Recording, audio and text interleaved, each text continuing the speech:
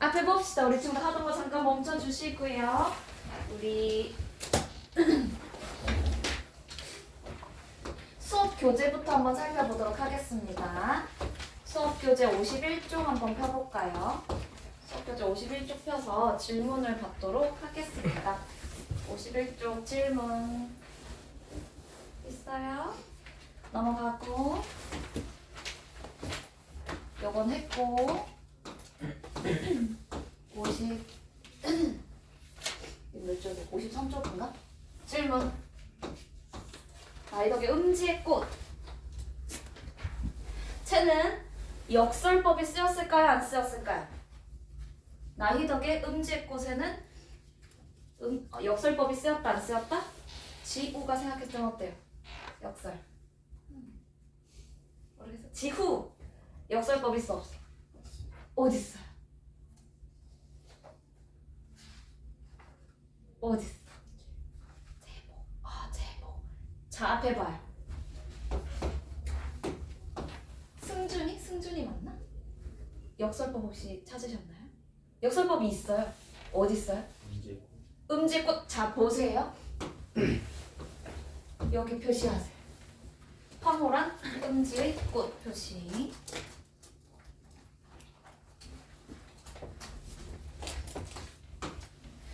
우리 친구들 시를 읽어봤잖아요. 이 시에서의 화자가 누구죠? 우리. Who is 우리? 참나무떼가 화자입니다. 참나무떼는 무엇을 바라보면서 너는 황홀한 음지의 꽃이다 라고 말을 하고 있죠? 뭐가 황홀한 음지의 꽃이죠? 뭐죠? 버섯이에요. 참나무떼는 버섯을 보면서 너는 황홀한 음지의 꽃이다 이렇게 말을 합니다. 이게 역설법인 이유는 황홀하다라는 건 얘들아 긍정적인 의미로 보통 쓰여요. 그쵸? 표시하세요. 자, 이와 달리 음지는 보통 부정적인 의미로 쓰입니다. 음지가 무슨 뜻이죠? 해가 잘 들지 않는 곳이에요. 근데 해가 잘 들지 않는 음지에 피는 꽃인 버섯을 황홀하다라고 표현을 했기 때문에 역설적이에요. 표면적인 의미를 보면은 긍정적인 의미의 시어와 부정적인 의미의 시어가 나란히 배치되어 있잖아요. 모순 형용이라고 합니다. 다른 말로 역설법. 오케이? 버섯을 예찬하는 시죠. 근데 버섯을 왜 예찬해요? 맛있어서? 아니에요. 가혹한 현실 속에서도 그것을 이겨내는 강인한 생명력을 가지고 있기 때문이에요. 무슨 말인지 알겠어요? 그럼 버섯을 보면서 참나무가 예찬합니다. 이 시를 쓴 나희덕도 뭔가 힘든 현실, 고난 속에서도 이겨내는 강인한 생명성을 긍정했나 봐요. 그걸 이야기하고 싶어서 시를 쓰셨나 봅니다. 과제집으로 가보도록 할게요.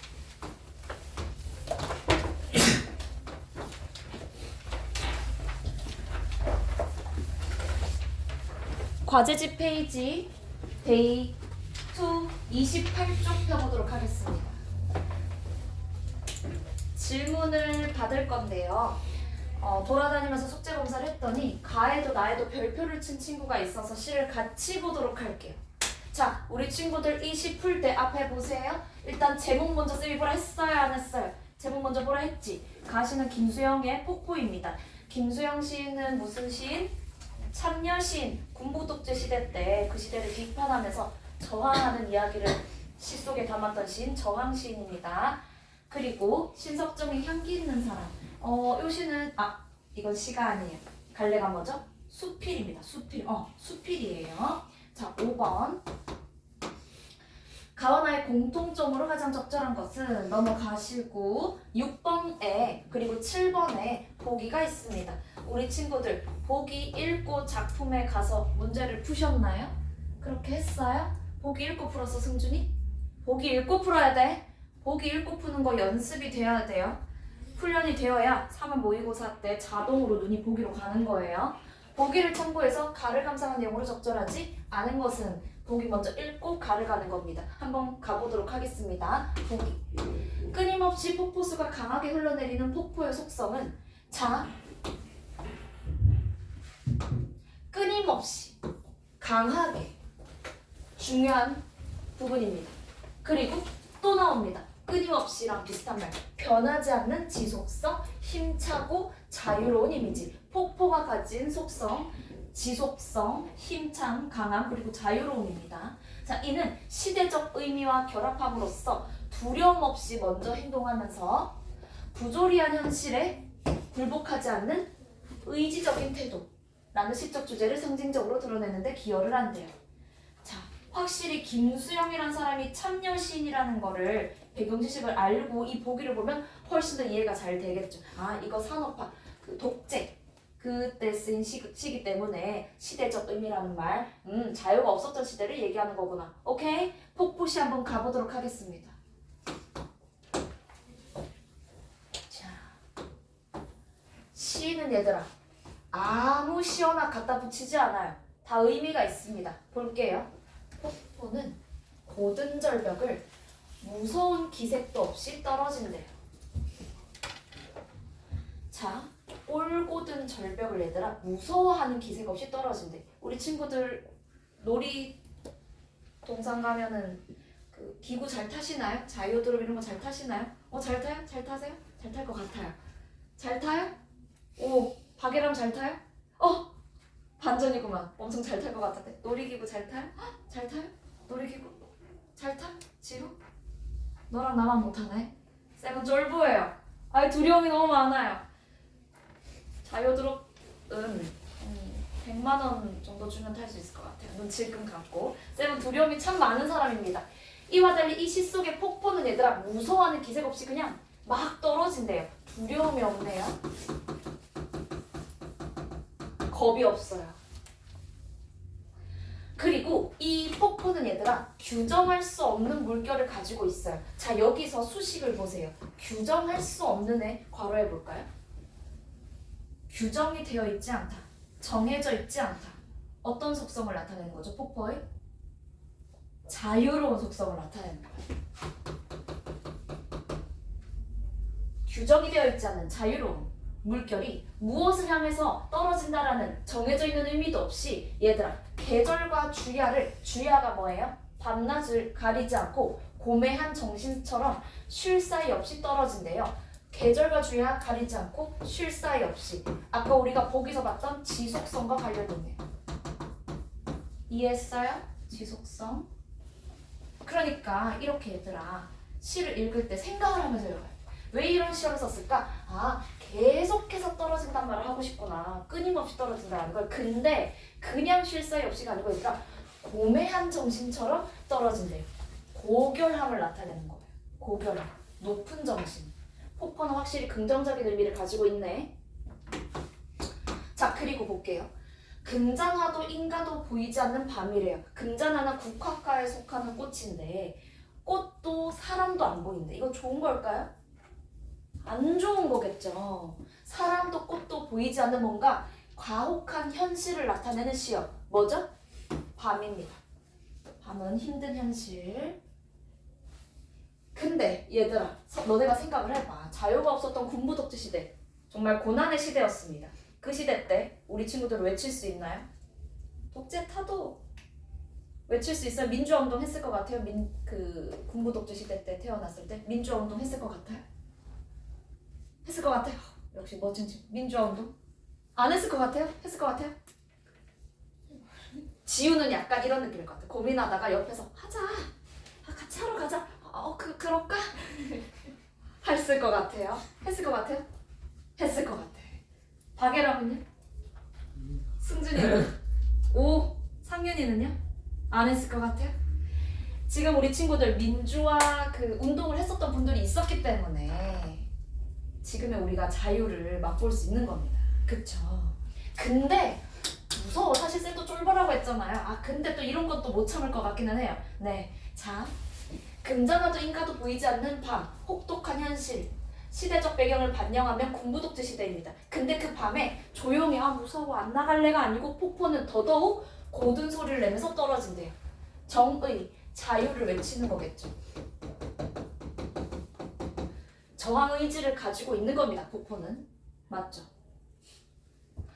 그리고 정말 단정적으로 얘기합니다. 고든 소리는 고든 소리야. 단정적인 어조죠. 그리고 고든 소리는 고든 소리를 부른대요. 내가 자유를 외치면서 민주화 운동을 하면 옆에 있던 지우도 같이 외치고. 무슨 말인지 알겠어요? 여기도 외치고. 자, 폭포는 얘들아 여기서 어떤 속성을 가지냐면 먼저 나서서 의를 추구하는 거야. 폭포의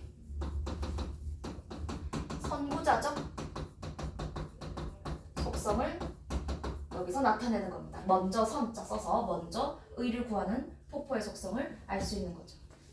먼저 외치는 사람이 있으면 뒤이어 외치는 사람이 있을 수 있는 거야.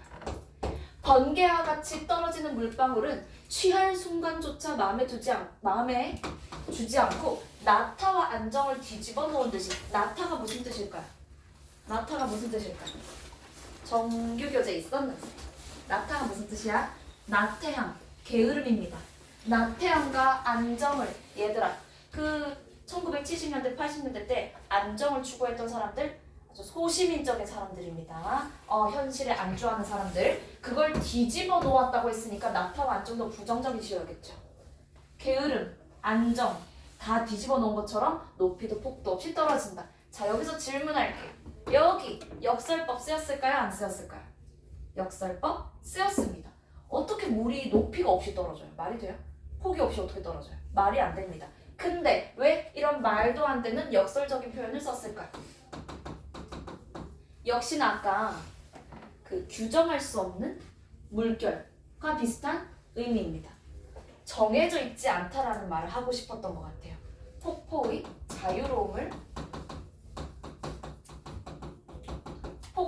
자유로움을 나타내기 위해 높이도 없다, 폭도 없다. 정해진 거 없이 떨어진다. 이해했니? 계속해서 자유에 대해서 이야기를 하고 있는 시입니다. 여러분 이해됐어요? 좋아요. 자 이번에는 나 작품 보도록 하겠습니다. 나 작품 보기에 앞서서 보기 읽어보도록 할게요. 보기를 참고해서 나를 이해하래요. 보기 먼저 읽었어야 됩니다. 중국의 시인 도연명의 호는 오류선생이래요. 도연명 동그라미. 나 작품에 도연명 나와요? 안 나와요? 나옵니다. 끝부분에. 중국의 시인 도연명의 호는 오류선생이다. 그는 집 앞에 버드나무 5그루를 심어놓고 이를 즐기면서 스스로를 오류선생이라 칭했대요. 그는 405년에 팽택현의 발음이 어렵네. 팽택현의 현령이 되었으나 80일 뒤에 세상의 몸을 의탁해서 살지 않고 천명을 누리겠다 라는 어쩌고저쩌고 해서 관직에서 몰아나서 귀향했대요. 자, 나 작품 보겠습니다. 우리 친구들이 이미 읽었던 작품이기 때문에 빠르게 가볼게요. 나이가 들수록 격이 높아지는 게 나무다. 경기도 용문사에는 1000년 전에 심었다는 고령의 은행나무가 있는데 이 고령의 은행나무 지후야. 커요 작아요? 겁나게 큽니다. 그걸 보면서 나는 좋아해요 싫어해요? 아주 좋아합니다. 고령의 은행나무가 산으로 치면 백두고 한라예요. 근데 그 뜰하게 잘질구레한 작은 나무들만 심어놓고 봐도 마음이 든든한데 그쯤에 고령의 거목이고 보면 큰 나무고 보면 내 인생을 다 송두리째 맡기고 살고 싶대요. 이 글쓴이는 큰 나무를 좋아해요. 무슨 말인지 알겠어요? 홍야 항야로 일삼는 속정에 홍야 항야가 무슨 뜻이라고 나와 있었어요? 남의 일에 대해서 이러쿵저러쿵 이야기하는 그런 삶. 정말 치사한 것 같이 느껴진다. 그렇게 사는 것에 대해서 부정적으로 보고 있고요. 자 그리고 뭐라 하냐면 창 앞에 대를 심어서 소소한 가을바람을 즐기는 것도 좋아. 장미꽃 싫지 않아. 철쭉도 싫진 않거든. 근데 내가 진짜 좋아하는 건 무엇이죠? 진짜 좋아하는 건 얘들아 그런 관목보다는 관목 밑줄. 관목보다는 악교목이 좋고 악교목보다는 교목이 좋대요. 우리 친구들 관목, 악교목, 교목 뭔지 알아요? 모르면 찾아봤어요? 찾아봐! 문제 풀 때 찾지 말고 다 풀고 나면 좀 찾아보라. 무슨 말인지 알겠어? 봐요. 근데 그런 악교목이라잖아요. 철쭉은 미안해요. 그런 관목이라잖아요. 철쭉은 관목인가 봐. 관목, 큰 나무일까요? 작은 나무일까요? 너네가 추론해봐요. 큰 거일까 작은 거일까? 작은 친구겠죠. 작은 나무 관목, 그 다음 큰 친구 악교목, 그 다음 큰 친구 교목입니다. 무슨 말인지 알겠어요? 자, 근데 나는 관목, 악교목, 교목 중에 뭘 제일 좋아해요? 동그라미. 교목을 좋아해요. 왜 좋아해요? 믿음직스럽대요. 믿음직스러운 신의 있음을 긍정하는 사람인가 봐. 욕심껏 꽂아놓은 나무가 이 사람 나무 진짜 좋아하네. 저분들에게 막 초만원이 돼서 어찌할 도리가 없어서 장미를 일단 단옆으로 옮기고 아교목의 호랑가시와 교목인 자 여기 이것들도 잘 기억해두면 좋습니다. 아교목, 호랑가시, 교목이 제일 큰 나무들 태산목, 은행나무, 나고성 다 큰 나무들입니다. 자리 잡아 세운 것도 호화찬란한 장미처럼 눈부신 여생이기보다는 담담하기를 바라는 탓도 있지만 얘는 확실히 작은 나무 친구보다 담담하기를 바라면서 뭘 좋아하냐면 그보다는 날로 괄호할게요. 날로 거목의 몸매가 잡혀가는 아교목들한테 끌린대요. 자, 아교목들한테 끌리는 이유가 뭐야? 아교목도 큰 나무의 몸매를 잡아가는 거야. 확실히 큰 나무를 좋아하네. 큰 나무 왜 좋아해요? 정이 더 돋았고 믿음직스럽대요. 확실히 믿음직스러운 걸 되게 좋아하는 사람이네. 신의 있는 삶을 살길 바라는 사람인가 봐요. 나구송 사이로 나구송 여기 밑줄 관목, 아교목, 교목 중에 뭐죠? 나구송? 교목이죠? 나구송 사이로 바라다 보이는 6월 하늘에서는 가지가 흔들릴 때마다 그 지푸른 쪽물이 금시 쏟아질 것 같아서 좋고 5월부터 개화하기 시작한 태산목은 태산목 밑줄 관목, 아교목, 교목 중에 뭐죠? 교목이죠? 겨우 10년이 되었는데도 꽃이 막 펴요. 그 맑은 향기가 문양 심리를 자랑하는 난 또한 따를 바가 못 될 것 같아요. 큰 나무들 좋아하네. 백령꽃송이처럼 앞에 봐. 백령꽃송이처럼 탐스러운 봉우리에 어쩌면 향기를 가득 저장하고 있는 것 같아. 아침 저녁 솔깃이 흘러드는 그 향기를 맡아본 사람이면 알리라. 지금 이 향기, 교목의 향기입니다. 이 수필의 제목이 뭐야? 향기 있는 사람이에요. 맞죠? 거목과 같은 향기를 가진 사람을 긍정하는 사람이네. 그 사람도 즉 이 작품을 쓴 신석정도 향기 있는 사람이 되고 싶겠죠. 교목 같은 향기를 갖고 싶을 겁니다. 택변의 오류를 가꾸어서 한정소원 불모영리의 도를 터득한 도연명은 명예나 신리를 바라지 않았던 사람입니다. 그대로 향기 높은 저 태사목 같은 거목이 아니었을까? 도연명은 얘들아 향기 있는 사람이었을 거야. 어떠한 향기를 가진 사람? 교목과 같은 향기를 가진 사람이었을 거야. 큰 나무를 긍정하네요. 물론 장미류의 관목처럼 눈부신 꽂히고 싶어하는 데는 머리를 잘 쓸 수 있거든요. 보통 사람들이. 근데 태산목 같은 경 높은 향기를 마음에 지니는 건 쉬운 일이야? 어려운 일이야? 높은 사람이 되는 건 쉽지 않은 일입니다. 격조가 있는 삶을 사는 건 쉽지 않아요. 도연명같이 사는 건 쉽지가 않다고.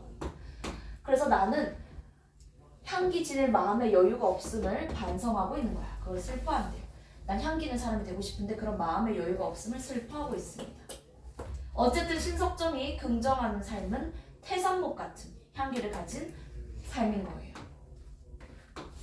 7번 볼게요. 7번에 2번은 그럼 왜 틀린 거예요?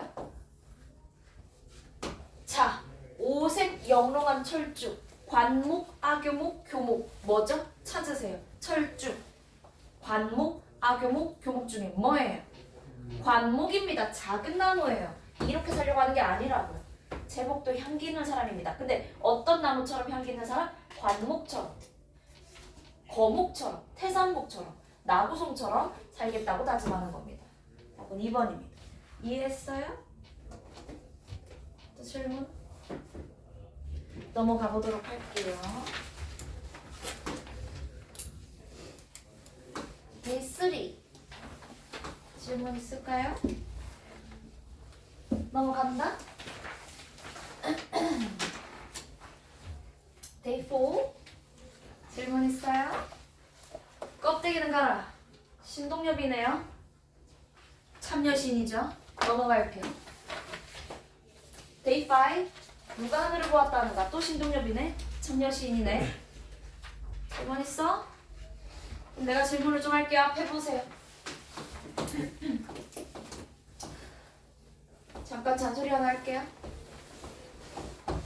독서든 문학이든 어떠한 지문이든 얘들아 문제를 먼저 살펴야 돼요. 문학 같은 경우에는 제목이랑 작가 살펴야 되고요. 문제를 살핀 다음에 문제를 다 살핀 다음에 얘들아 지문을 대충 훑어 읽으면 안 돼요. 성격 급한 친구들은 마음이 급하니까 한 1분 안에 쓱 지문을 읽고 문제를 봐요. 머릿속에 기억에 남나요? 지문의 내용이 이해가 되나요? 안 되죠. 문제를 살핀 다음엔 지문을 꼼꼼하게 읽으셔야 됩니다. 시간을 조금 투자해서라도 정확하게 이해한 다음에 문제를 봐야 기억에 남고 머릿속에 구조화가 돼요. 지문의 내용이. 오케이? 가시 한번 같이 볼게요. 시를 읽어봤을 거 아니야. 여기서 하늘과 대비되는 시어 2개를 찾으세요. 하늘과 대비되는 시어 2개를 찾아서 말해주세요. 뭐랑 뭐죠? 먹구름이랑 새항아리 세무하세요. 누가 하늘을 봤대? 네가 본 건 먹구름이야. 네가 본 건 새항아리야. 그러니까 닦아라 사람들아 네 마음속 구름, 찢어라 사람들아 네 머릿속 덮은 새항아리. 자 여기서 닦아라, 찢어라, 밑줄. 청유형이에요? 명령형이에요? 명령이죠. 명령을 통해서 각성을 촉구하는 겁니다. 아주 단정적인 어조로 정신 차리기를 바라는 거야. 자 그리고 얘랑아 부르는 표현법 무슨 법? 디귿히읗법. 디귿히읗. 번호법. 번호법. 아이 잘해. 자 그리고 원래 얘들아 이 문장은 얘들아 너의 마음속 구름을 닦아라, 너의 머리 덮은 새항아리를 찢어라 이렇게 단어 배열 순서가 되어야지 맞거든요. 근데 의도적으로 단어 배열을 바꿔놓은 것 같아요. 닦아라 찢어라를 강조하기 위해서, 혹은 구름과 새항아리를 뒤로 놔둠으로써 여기에 또 초점이 맞춰질 수 있겠죠. 강조하기 위해서 단어 배열 순서를 의도적으로 바꿨습니다. 무슨 법? 도치법 쓰였습니다. 잘했어요. 질문이 없으면 넘어가도 될까요? 넘어가겠습니다. 베이식스 볼게요. 베이식스. 질문 있을까요? 가시 나시? 가 괜찮아요? 이해됐어요? 오, 진짜 넘어가도 돼? 그럼 봐봐. 질문할게. 중요한 시여가지고. 아무도 제목엔 바다와 나비입니다. 아무도 그에게 수심을 알려준 일이 없기에 흰나비는 도무지 바다가 무섭지 않대요. 저기서 그가 누구죠? 맞아요. 여기서 그는 나비입니다. 나비에게는 아무도 수심을 알려주지 않았어. 나비야 저기 바다 엄청 깊으니까 조심해야 돼. 아무도 안 알려줬어요. 그래서 흰나비는 바다가 무섭지 않대요. 나비가 아주 용감한 친구다라기보단 몰라서 무섭지 않아하는 거야. 나비의 무지함이 담겨있는 겁니다. 잘 몰라. 뭘 잘 모르니까 안 무서운 거야. 겁이 없는 거예요. 자 근데 나비 보세요. 나는 저 바다가 되게 수심이 깊은 걸 알지만 용기 있게 뛰어들어가 보겠어가 아니에요. 와 되게 타락타 무밭인가? 헤헤 하고 간 거예요. 무슨 말인지 알겠어요?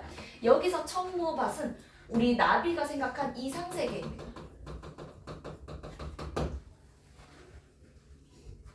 청무밭인가? 해서 내려갔다가 어머 세상에 청무밭은 개뿔. 우리 나비 바다에 빠졌어요. 아이쿠 하고 빠졌어요. 어린 날개가 물결에 젖어서 공주처럼 지쳐서 돌아온대요. 여기서 공주님 할 때 공주예요. 공주 하면 얘들아 뭔가 보통 연약한 느낌이 들어요? 센 느낌이 들어요? 연약한 느낌이 들죠? 물결 할게요. 어린 물결, 공주처럼 물결. 어린 날개까지 다 물결 칠게요. 나약함을 나타내고자 이런 식으로 쓴 겁니다. 후행하면서 돌아오는 거예요.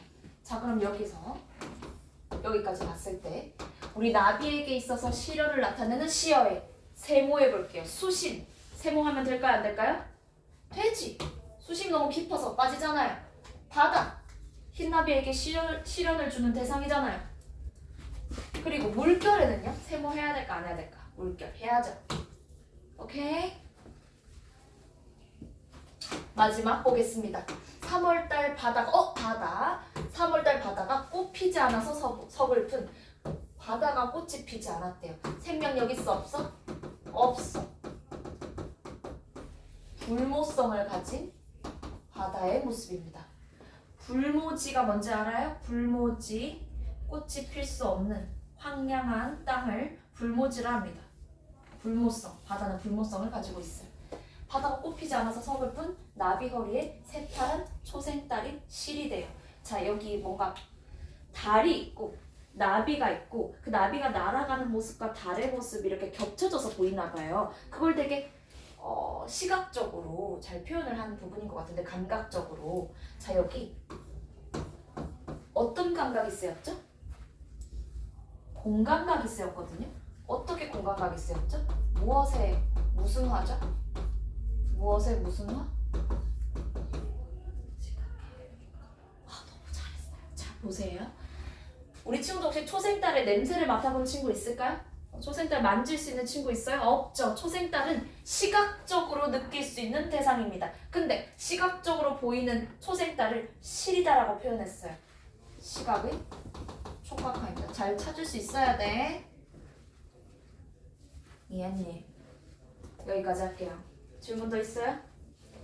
자, 그러면 우리는 이제 무엇을 할 거냐면 페이지 124쪽으로 가주세요.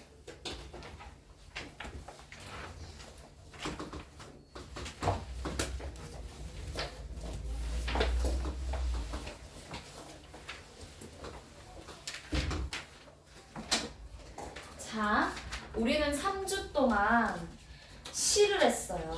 그리고 남은 4주 동안은 오늘부터 시작해서 3주 동안은 소설을 해보도록 할 겁니다. 소설. 자, 그래서 우리 소설에서 이거부터 하자. 시에서 작가를 대변하는 허구적인 대리인이 누구죠?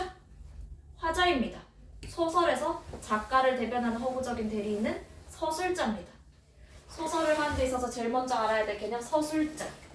그리고 서술자가 작품을 바라보는 관점, 시점에 대해서 오늘 배워보도록 할 거예요. 오케이? 너네 가솔 이미 다 들었지? 가솔 어려웠어? 안 어려웠어? 어려웠지? 오늘 하는 건 독서 수업에 비해서는 훨씬 easy 할 거예요. 왜냐면 중학교 때 다 들어봤던 개념들이니까. 근데 그렇다고 입이 자거나 졸거나 눈 막 이렇게 크림 뭉텅하게 뜨거나 하면 돼요? 안 돼요? 안 되겠죠? 사탕 드실래요? 나 사탕 싫어요. 손. 자, 뇌물을 드리겠습니다. 대신에 자지 않고 들어주세요. 자, 청포도 대 자두. 청포도. 네. 자두. 청포도 대 자두 본인들 생각하고 있으세요? 청포도. 상관없어. 자두. 승준이. 청포도. 소율이. 자두. 가게라. 청포도요. 청포도. 지구. 청포도. 먹으면서 하셔도 돼요. 11시 수업이고 소설이어서 잠 오고 그래서 걱정이 되어서 이게 미리 이제 입에 좀 물렸습니다. 네, 좋아요. 자, 그러면 드시면서 들어도 됩니다. 해보자. 어휘 테스트 다음 맞아보자. 오케이? 아이 쉬워. 같이 한번 해보도록 할게요. 앞에 보세요. 자, 서술자 테스트에 나옵니다. 서술자. 서술자는 소설에서 작가를 대신해서 이야기를 전달하는 존재다. 아이 쉬워. 그쵸? 작품을 서술하면서 독자한테 이야기를 중개하는 역할을 합니다. 그쵸? 그리고 서술자는 특정 시점에서 이야기를 전달해요. 작품 밖에서 이야기를 전달하기도 하고 작품 안에서 이야기를 전달하기도 하고 작품 안에서 지 이야기를 할 때도 있고 남의 이야기를 할 때도 있고 작품 밖에서 인물들의 내면 심리를 속속들이 다 아는 경우도 있고 관찰만 하는 경우도 있어요. 시점들을 나눠서 살펴보도록 하겠습니다. 자, 시점이란 밑줄, 시점이란 소설에서 사건을 바라보고 이야기하는 서술자의 관점과 서술의 각도를 얘기합니다. 여기서 관점이 테스트에 나옵니다. 관점은 바라보는 방향 이런 뜻이죠. 난 이러한 관점에서 보고 있어. 바라보는 생각하는 방향 관점이죠. 자, 우리는 소설의 시점을 4가지로 나누어서 살펴보도록 할 건데, 자, 일단 첫 번째, 작품 안에 있냐 밖에 있냐에 따라서 살펴보도록 할 거예요. 작품 안에 있으면 나가 등장하는 걸까요? 안 하는 걸까요? 나가 등장하는 겁니다. 나는, 내가 이런 말이 나와요. 이해했어요? 저는 이런 식으로. 자, 그런데 이와 달리 소설 밖에 서술자가 있는 경우엔 나가 있어 없어? 나가 없어. 진영이는 오늘도 이수경 국어학원에 왔다. 이런 식으로 나가 안 나타납니다. 자, 그래서 작품 안에 있으면 얘들아 몇 인칭? 1인칭. 작품 밖에 있으면 3인칭입니다. 3인칭 정지적 작가 시점, 그리고 3인칭 관찰자 시점 이렇게 나누어 볼 수 있어요.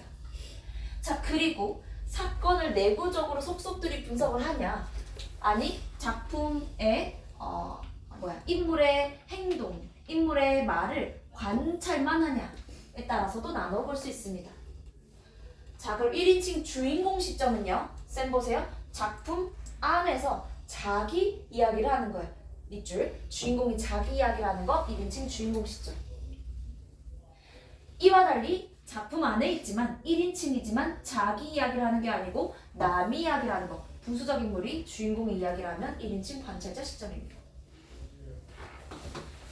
작품 밖에서 인물의 심리나 사건의 배경을 다 알고 있으면 전지적 작가 시점이고, 이와 달리 내면 심리 몰라, 인물의 말과 행동을 객관적으로 묘사만 해주면 3인칭 관찰자 시점입니다. 오늘은 이 4가지 시점을 하나하나 자세하게 살펴보도록 할 거예요. 작품들도 함께 살펴보도록 할 거예요. 자, 1인칭 주인공 시점부터 보도록 할게요. 1인칭 주인공 시점은 작품 속에 나가 자기 이야기를 하는 거 1인칭 주인공 시점입니다. 생각을 해보세요. 서술자가 안녕 난 누구누구야. 나한테 이런 일이 있었거든. 나 그래서 너무너무 슬펐어. 나 너무 불쌍하지? 이렇게 막 독자한테 얘기를 해줘요. 그럼 독자들은 서술자에게 친근감을 느끼겠죠. 뭔가 친구한테 이야기를 듣는 것 같으니까 신뢰감도 들 수 있어요. 근데 생각을 해보세요. 쌤이 만약에 쌤 동생이 2명 있거든요. 예를 들면 남동생이랑 싸웠어. 만약에. 그래서 우리 친구들한테 막 말을 해. 얘들아, 남동생이 나보다 8살이나 어린데 쌤한테 막 이랬다니까? 진짜 나쁘지? 하면 우리 친구들 그렇네요, 나쁘네요. 하지만 우리 친구들은 쌤 동생 입장은 들어볼 수 있어 없어? 없어. 우리 친구들은 쌤 말만 들을 수 있는 거야. 쌤 말은 주관적이야 객관적이야? 상당히 주관적이겠죠. 내 입장만 얘기하겠죠. 네, 맞아요. 아니, 너네도 마찬가지잖아요. 자, 어쨌든 서술자가 자기 관점에서만 이야기를 하기 때문에 객관성이 결여될 수 있고, 독자가 주인공이 보고 느낀 것만 알 수 있습니다. 주관성이 두드러지는 거 1인칭 주인공 시점입니다. 영상섭의 만세전 1인칭 주인공 시점으로 쓰인 소설이거든요. 지금 읽고 바로 꼭 1번 풀어보도록 할게요. 1번부터 3번. 바로 꼭 1번 지금 풀어주세요. 읽고.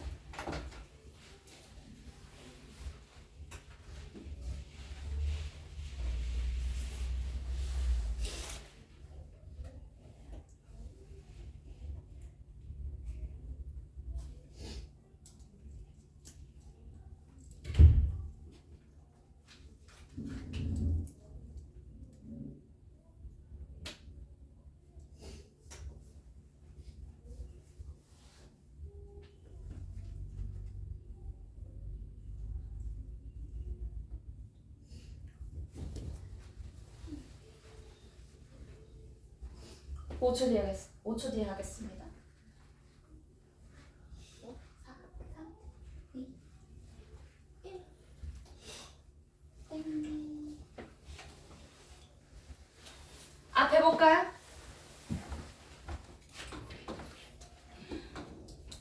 염산섭의 만세전 들어봤다 손. 읽어봤다 손. 그럴 수 있지. 자, 염삼섭은 어느 시대 사람인 것 같아요? 읽어봤을 때? 일제강점기 시대를 살았던 작가입니다. 염삼섭의 만세전입니다. 염삼섭의 만세전은 1922년에 발표가 됐어요. 1922년에. 만세전의 만세는 얘들아 만세가 일어나기 전이라는 뜻이거든요. 이 만세운동 무슨 운동을 말하는 거냐면 1919년 무슨 운동이 일어났죠? 3.1운동이 일어났습니다. 대한독립 만세! 일본아 물러가라! 물러갔어요? 3.1운동 성공했나요? 실패합니다. 일본은 물러가지 않았어요. 3.1운동이 일어나기 전 조선 사회 현실이 어떠했는지가 나타나 있는 소설이에요. 3.1운동이 일어나기 전 조선 사회가 어떠했는지 어떤 사람의 시선에서 이야기를 해주고 있어요? 지식인의 시각에서 조선 사회가 어떻게 보이는지가 나타나 있는 소설입니다. 서술자 몇 살이에요? 22세 정도 됐습니다. 서술자는 일본에서 유학을 하고 있어요. 일본에서 열심히 이렇게 공부를 하고 있는데 어느 날 조선으로부터 연락이 옵니다.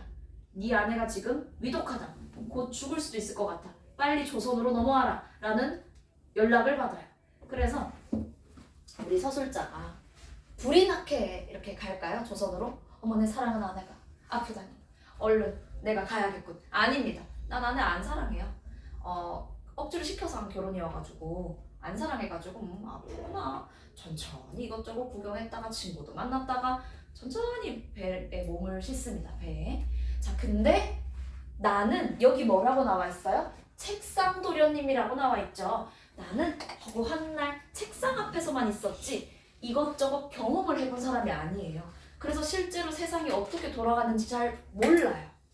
그래서 배 안에서 조선에 대한 이야기를 하는 사람들의 말을 듣고 깜짝 놀랍니다. 조선이 이렇게도 참혹하다고? 하면서 22세쯤 된 책상 도련님이 그때의 나로서는 이러한 이야기, 조선의 이야기를 듣고는 놀라지 않을 수 없었다.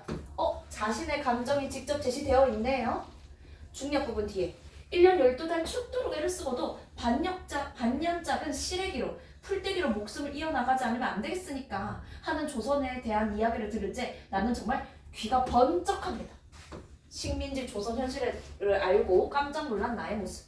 아니 나도 8, 9세까지는 부모의 고향인 충청도 촌속에서 자라났고 그 이후에 1년에 한두 번씩은 촌락에 발을 들여놓아 봤지만 설마 그렇게까지 소작인의 생활이 참혹하리라고는 꿈에도 들어본 일이 없대요. 촌락, 시골의 작은 마을입니다. 촌락. 그리고 소작인이 뭐예요? 지주의 땅을 빌려서 열심히 농사를 짓고 그리고 소작료를 지주한테 바치는 사람 소작인입니다.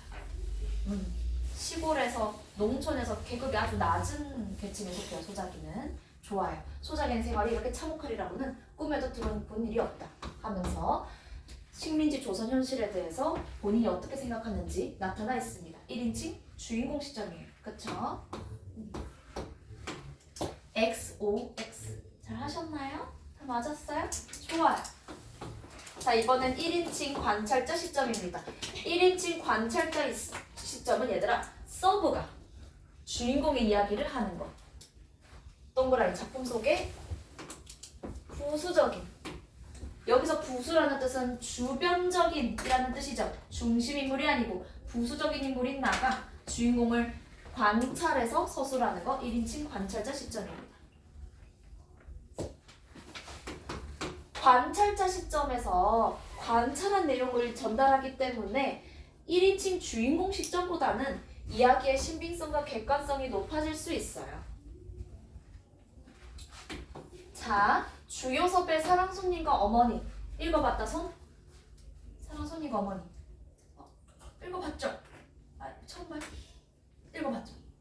읽어봤어 박예랑? 못 읽어봤어? 자, 지금 한번 잠깐 읽어보고 바로 꼭 2번을 풀어보도록 할게요. 서술자가 누군지 질문할 거예요. 바로 꼭 2번 풀어보세요.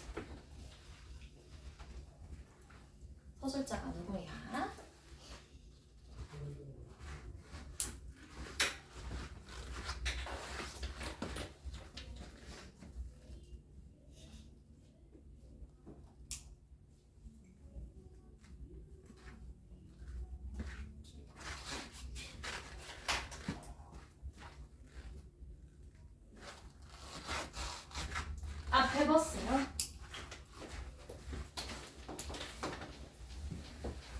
이 소설의 서술자는 오키입니다. 오키는 몇 살이게요?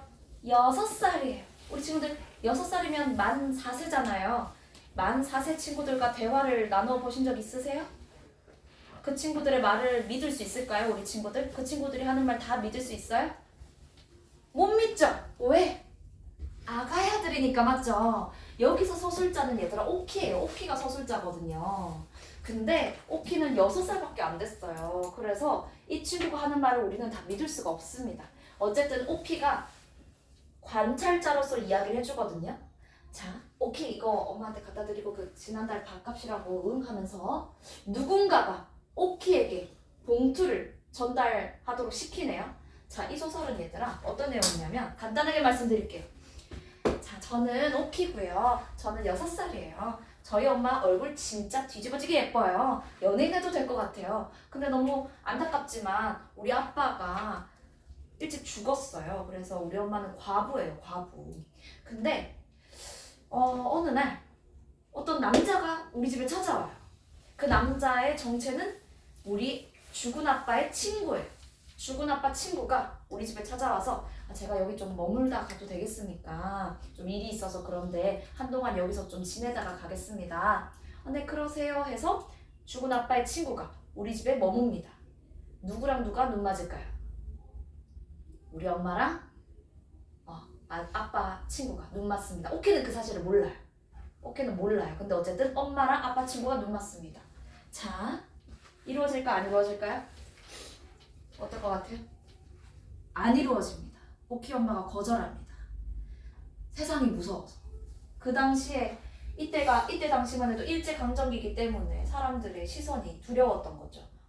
어디 여자가 남편이 죽었으면 평생 혼자 살아야지 이랬던 시대이기 때문에. 자, 그래서 한번 같이 볼게요. 오키 이거 엄마 갖다 드리고 그 지난달 밥값이라고 아빠 친구가 봉투에다가 무엇을 넣었을 것 같아요? 편지겠죠. 그대랑 손 붙잡고 도망가고 싶습니다. 제가 책임지겠습니다. 저만 믿어주세요. 이런 내용이 담겨 있었겠죠. 어쨌든 나는 그 봉투를 갖다가 엄마한테 드렸어요. 엄마는 봉투를 받아들자마자 뭔가 들어있는데 편지겠구나. 얼굴이 파랗게 질렸습니다. 그 전날 달밤에 마루에 앉았을 때보다도 더 새하얗다라고 생각이 들었대요. 관찰한 내용만 이야기해주고 있어요. 1인칭 관찰자 시점입니다. 자, 근데 우리 오키는 얘들아 엄마 얼굴이 빨개질 때가 되게 많거든요.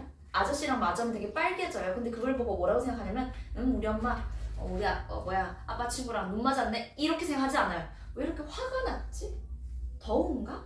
얼굴이 왜 저렇게 빨개? 막 이래요. 파악을 잘 하지 못하는 오키가 서술자입니다. 자, 오키는 그래서 못 믿어온 서술자예요. 별표해주세요. 별표해주세요.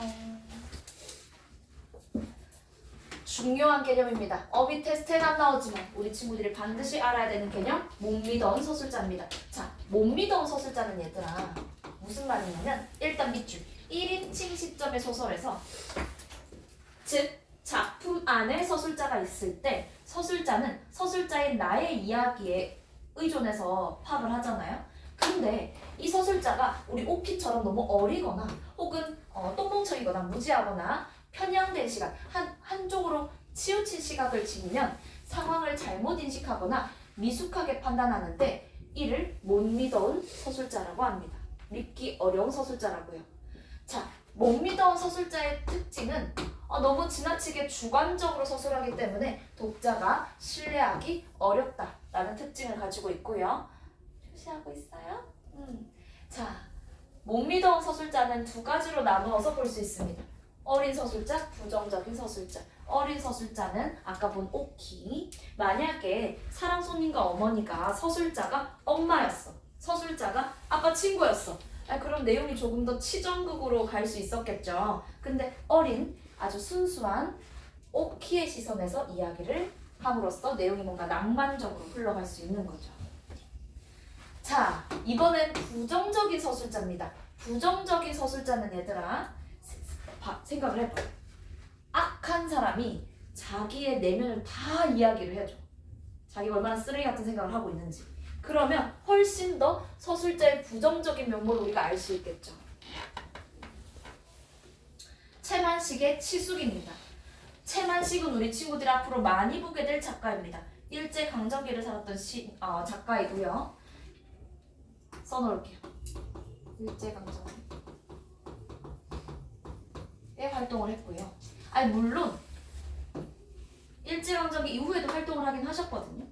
어쨌든 일제강점기를 대표하는 작가고 풍자소설의 대가입니다. 채만식도 염삼색도 일제강점기 이후에 활동을 하기도 했었습니다. 어쨌든 근데 일제강점기 때를 배경으로 하는 소설 많이 쓰셨고요. 풍자소설의 대가고요.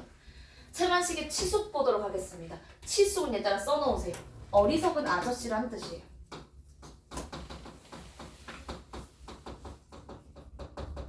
어리석은 아저씨.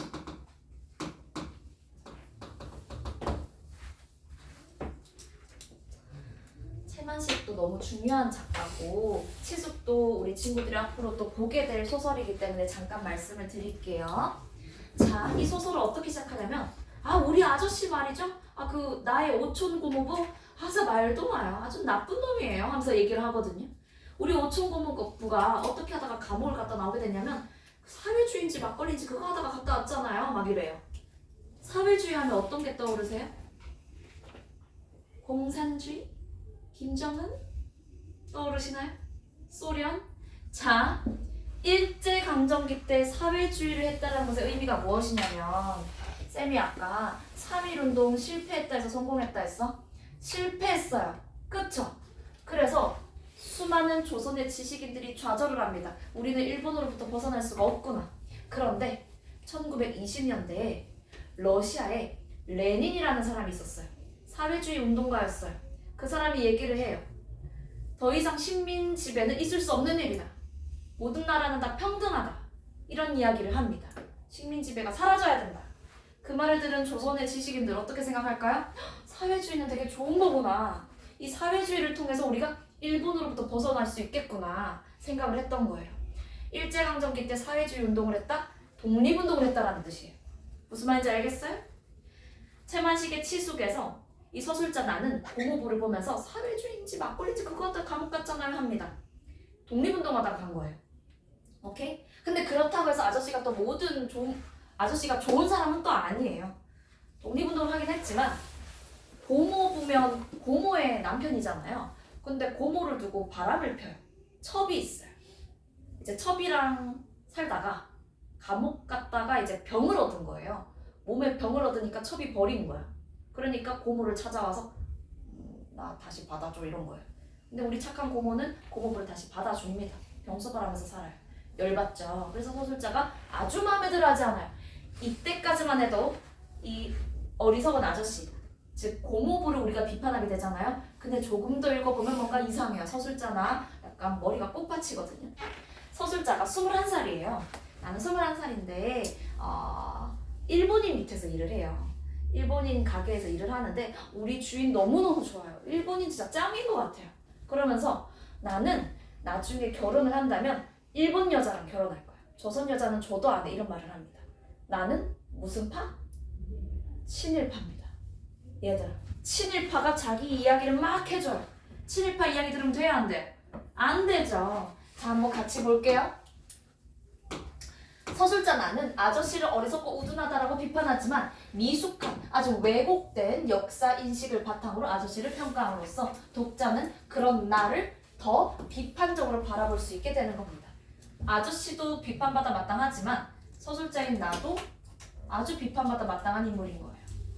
무슨 말인지 알겠어요? 좋아요. 넘어가 보도록 하겠습니다.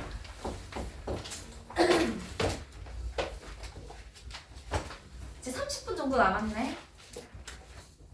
힘내줄 수 있죠? 예람이 괜찮아요? 아이 좋아. 자, 한번 같이 볼게요. 이번에 3인칭 관찰자 시점입니다. 3인칭 관찰자 시점은 얘들아 동그라미 작품 밖의 서술자가 상황을 객관적으로 관찰하는 겁니다.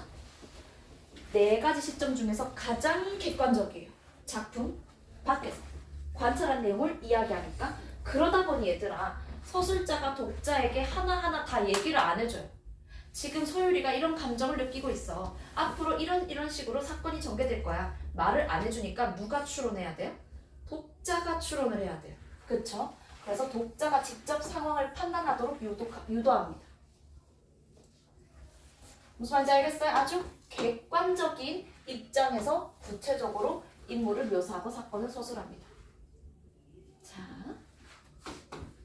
김동인의 감자입니다. 지금 한번 읽어보고 개념 바로 꼭 3번 한번 풀어볼게요. 바로 꼭 3번 푸세요.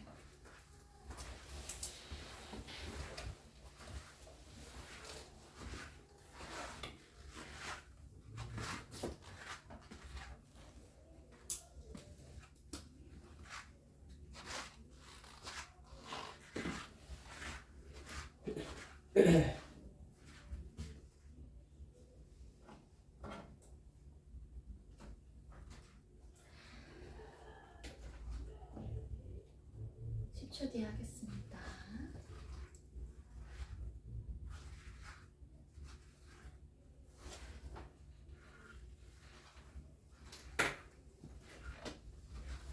오, 4, 3, 2, 1, 땡. 앞에 봐라. 김동인의 감자입니다. 자, 이 소설 속에 주인공은 복녀예요. 복녀는 원래 시골에서 살았던 아주 순수한 처녀였거든요. 근데 모종의 사건을 겪으면서 타락합니다. 남편이 있는데 남친도 있어요. 소설들이 다 왜 이 모양이지 맞죠? 네. 근데 남친이 이제 결혼하는 거예요. 자기 남편도 있으면서 남친 결혼한다고 뒷목 잡고 남친 찾아갑니다.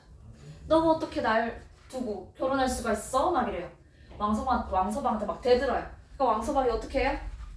에이 귀찮게 정말 하고 죽여버려요. 어머 세상에 남친 손에 죽었습니다. 자, 왕서방의 애인 노릇을 하던 복녀가 왕서방의 결혼식 날 밤 질투심에 덤벼들었다가 왕서방에게 살해당합니다. 자, 그래서 어떻게 일이 진행되냐? 밤중에 복녀의 시체는 왕서방의 집에서 남편 집으로 옮겨지고요. 자, 그리고 그 시체를 가운데 두고 3명의 남자가 앉아 있습니다. 3명의 남자. 어떻게 우리 복녀 불쌍해서 어떻게가 아니에요. 아, 이거 귀찮은 거 이거 어떻게 처리하지? 이렇게 생각하는 겁니다. 한 사람은 복녀의 남편, 한 사람은 왕서방, 한 사람은 한방 의사입니다. 왕서방은 말 없이 돈주머니를 꺼내서 10원짜리 지폐석장을 복녀의 남편에게 주고 한방 의사의 손에도 10원짜리 2장이 가고 조용히 일이 마무리됩니다. 자, 여기서 이렇게 일이 진행되는 과정에 대해서 서술자가 자신의 감정이나 평가 드러낼까요? 안 드러낼까요? 안 드러내요. 여기 뭐 들어가요? 주관적, 객관적? 객관적 사실만 전달한다라는 거. 이해했어요? 자, 그래서 바로 꼭 3번의 답은 2번입니다. 서술자의 평가 드러나지 않습니다. 마지막 시점, 전지적 작가 시점입니다. 자, 전지적 작가 시점에서 전지적은 무슨 뜻이죠? 신의 위치에서 모든 것을 아는 겁니다. 즉, 인물의 내면을 속속들이 아는 것뿐만 아니고 사건의 이면도 다 알고 있어요. 서술자가. 그래서 전지적 작가 시점은 동그라미, 작품 밖의 서술자가 사건의 진행, 등장인물의 행동, 태도 다 아는 거. 전지적 작가 시점이에요. 오케이. 좋아요. 근데 너무 투머치로 얘기를 다 해주다 보니까 독자가 몰입하는 게 좀 어렵습니다. 독자가 직접 노력해서 등장인물의 내면을 알려고 할 필요가 없어요. 소설자가 다 말을 해주니까요. 전지적 작가 시점을 가진 소설 서유미의 스노우맨 읽고 바로 꼭 4번 풀어보겠습니다.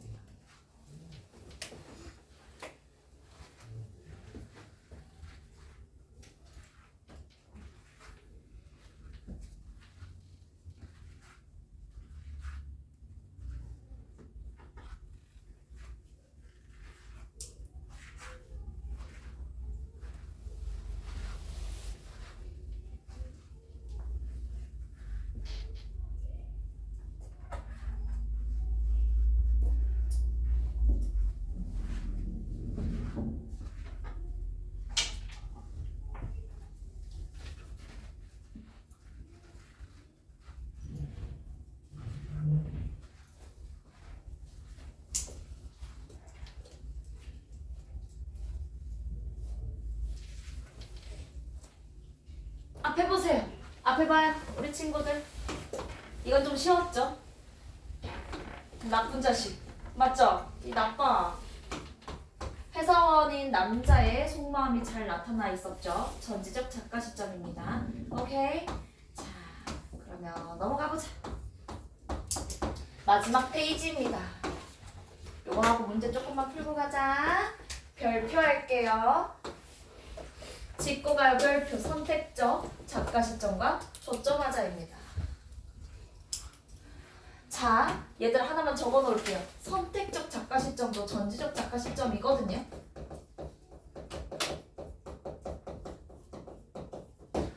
근데 일반적인 전지적 작가 시점과는 차이가 있습니다. 적으셨어요?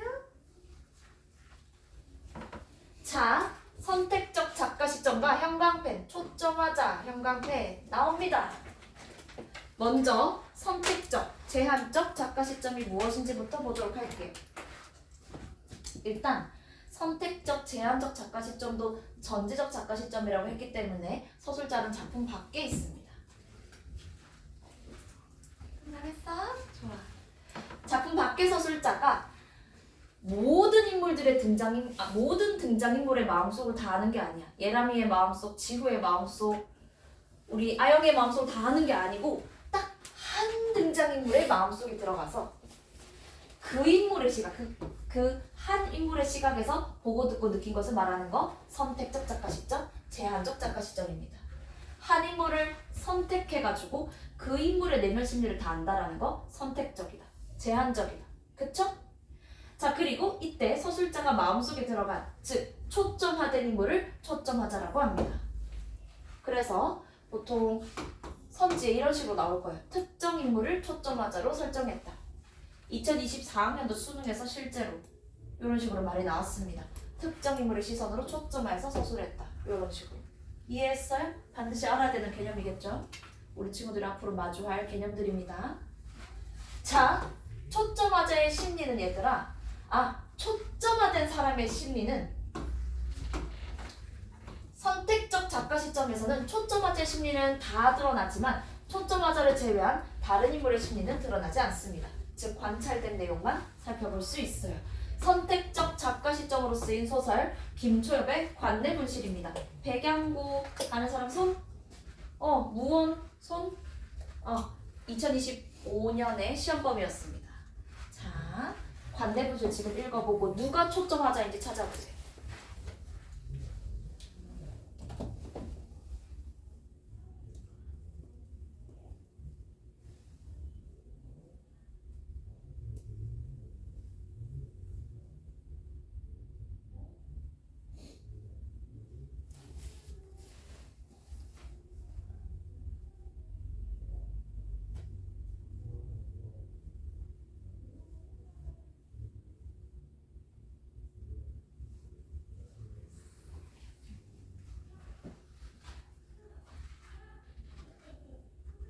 읽었어요?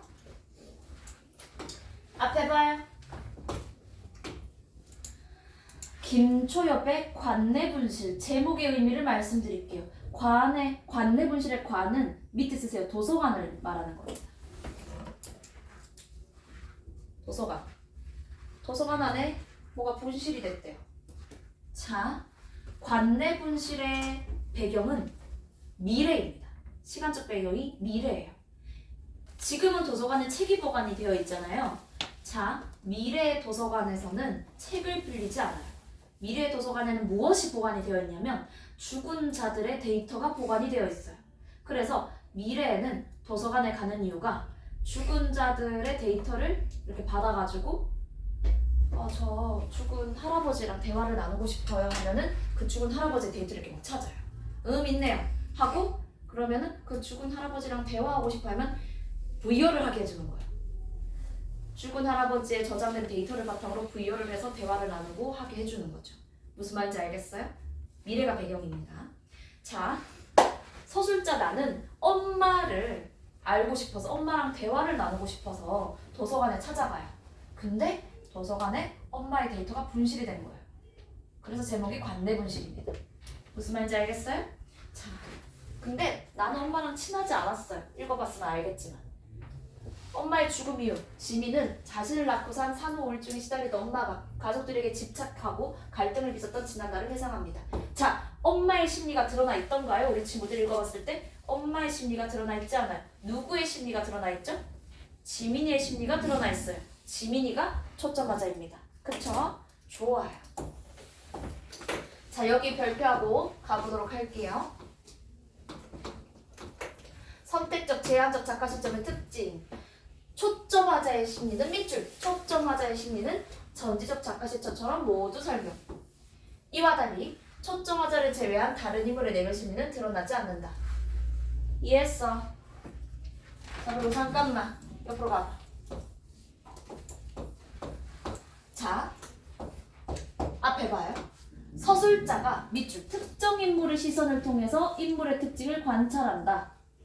특정 인물의 입장에서 내면을 서술한다. 이런 선지를 우리 친구들 앞으로 계속 보게 될 거예요. 그쵸? 근데 특정 인물의 시선에서 이야기를 전달하는 건 1인칭 시점과 선택적 작가 시점이에요. 무슨 말인지 알겠어요? 특정 인물의 시점에서 내용을 전달하는 건 1인칭 시점, 선택적 작가 시점. 어떻게 구분할 수 있을까요? 어떻게 구분할 수 있어요?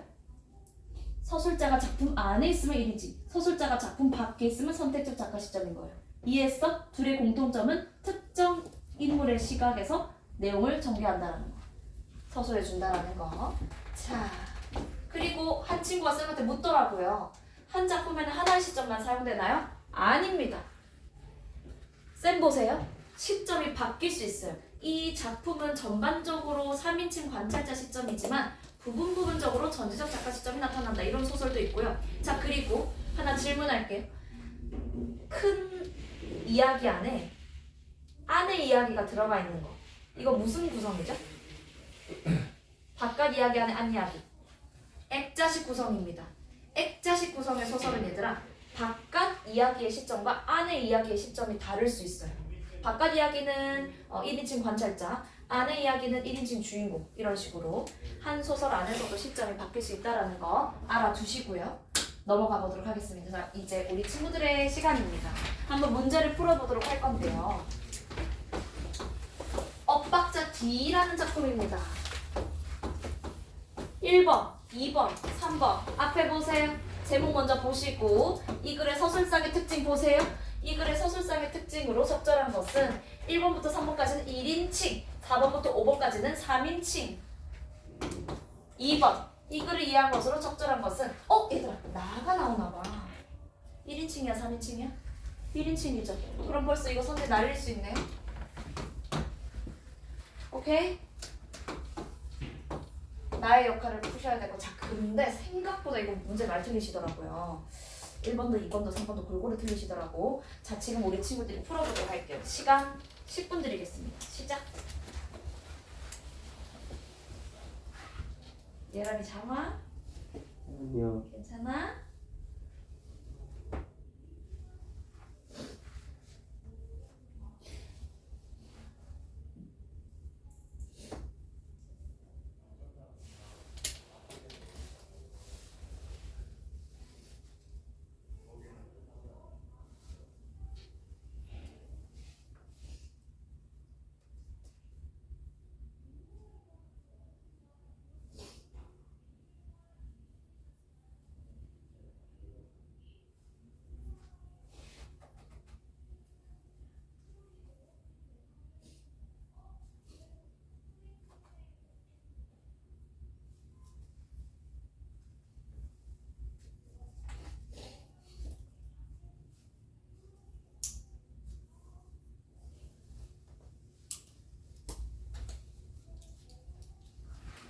폴변쌤에게 눈빛을 보내주시면 채점해주러 가겠습니다.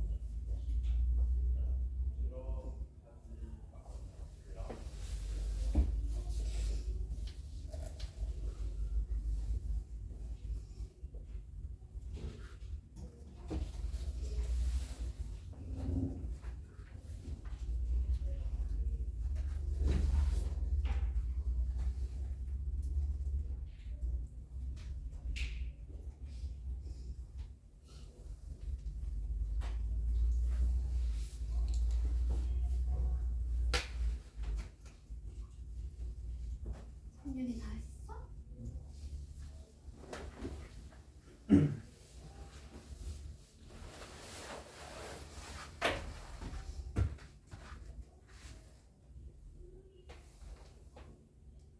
너무 잘하는데요? 네.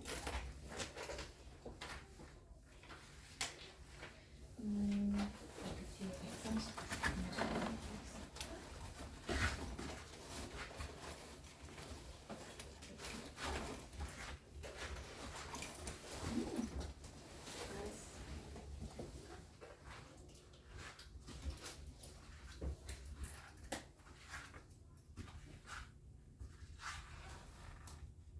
잘했어.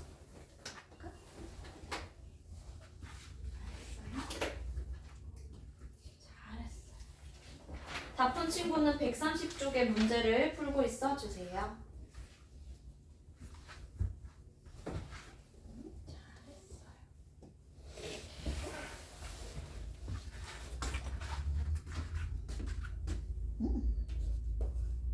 훌륭하네. 여기부터 해볼까? 하고 넘어가자.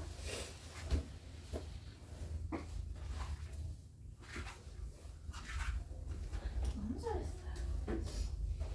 훌륭해. 너무 잘했어.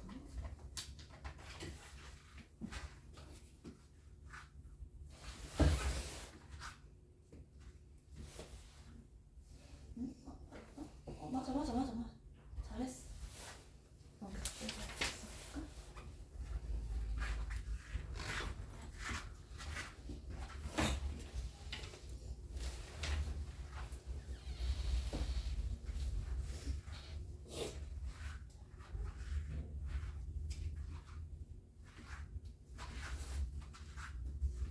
지구 다 했어?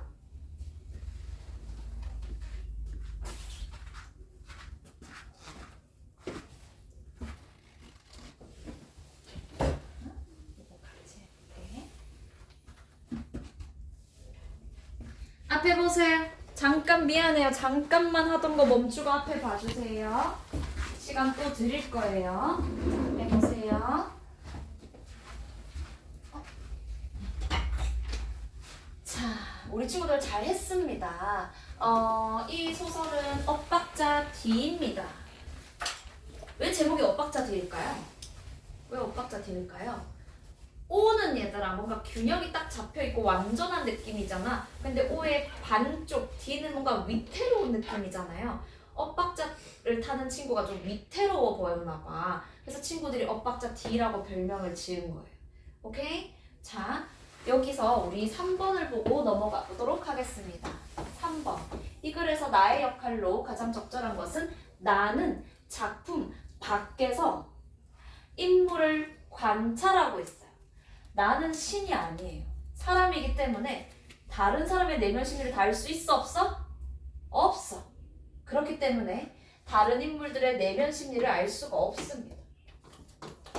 답은 5번입니다.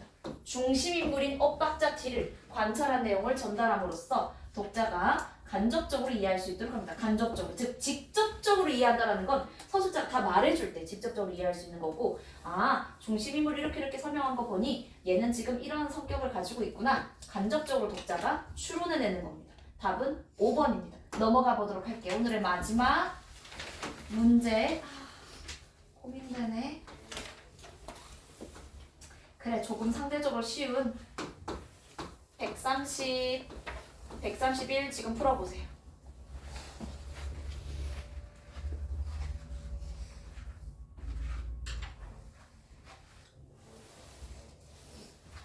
요거 풀고 가자. 근데 시점은 좀 헷갈리시죠? 5번 힌트 드릴게.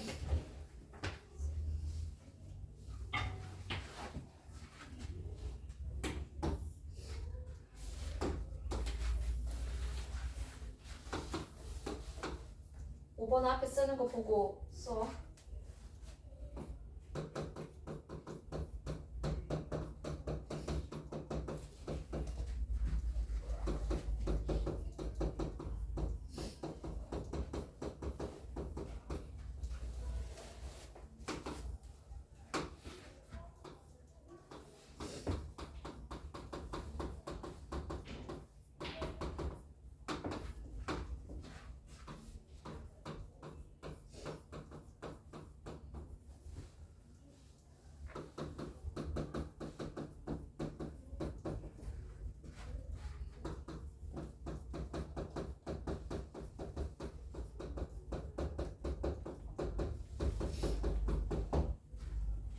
요거는 힌트입니다. 보고 쓰세요.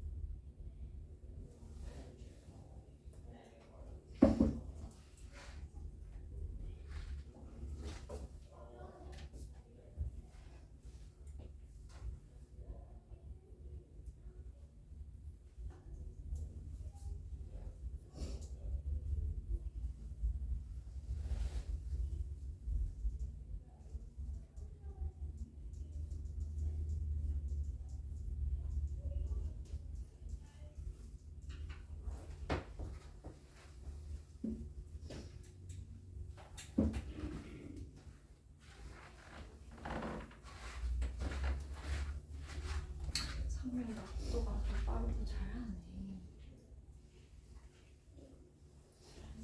근데 이 소설이 있잖아. 전반적으로 읽어보면 계속 자기 얘기하고, 그래서 자기 시점에서 혼이를 말하고 자기 시점에서 자기 내면을 좀 많이 서술을 한단 말이에요. 나에 좀 초점이 맞춰져 있어요. 그래서 여기 부분만 읽었을 때 뭔가 훈이가 주인공 같아 보일 수 있지만 사실 주인공은 1인칭 주인공 시점.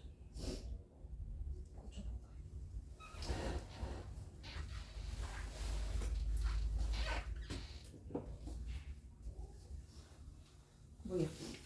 왜 안 하고 있어? 예,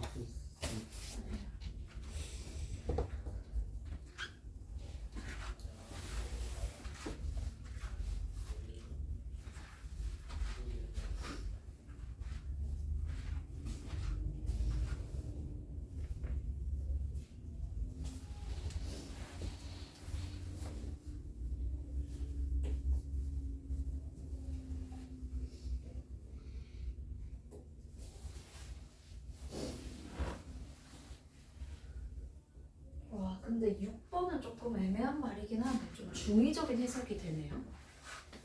그래도 제일 그나마 답이 안 될 것 같은 걸 찾아보세요.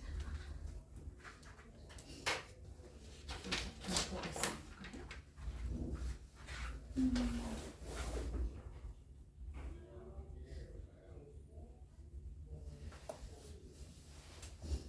더 같이 할게요. 10초 뒤에 하겠습니다. 손준이 잘하네. 이게 뭐예요? 적대적. 저 지읒 기억인데. 뭐요?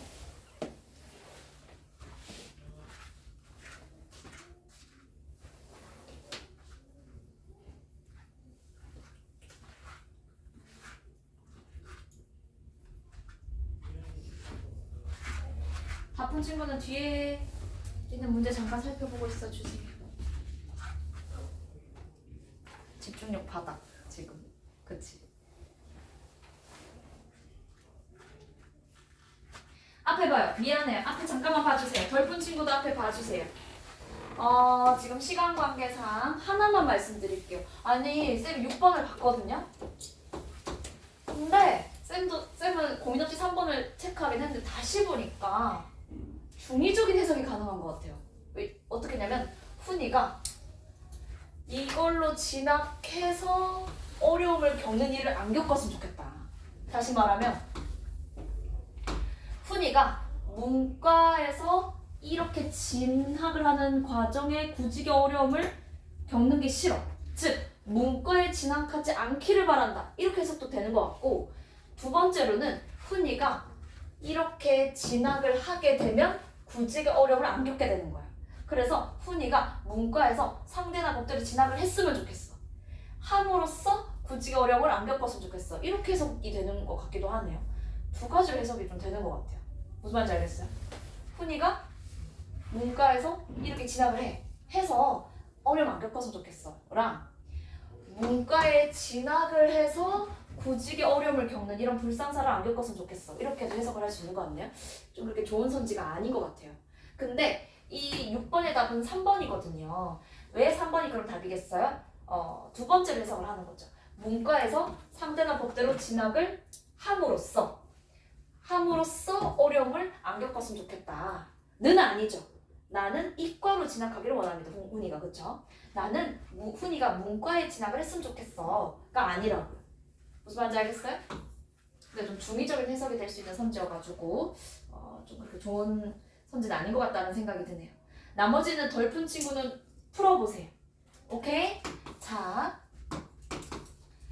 그래서 숙제를 말씀드리도록 할게요. 오늘은 서술자와 시점에 대해서 살펴봤습니다. 그럼 문제도 당연히 서술자와 시점에 관한 문제들이 숙제겠죠? 내지는 비어있는 부분 없이 다 채워와.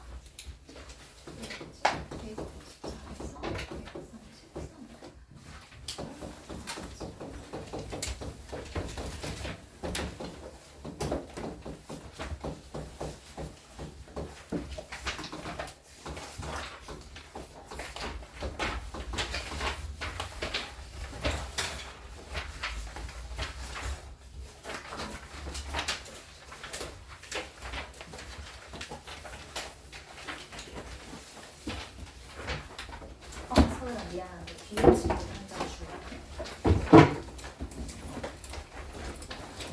승준아 뒤에 친구 한장 줄래?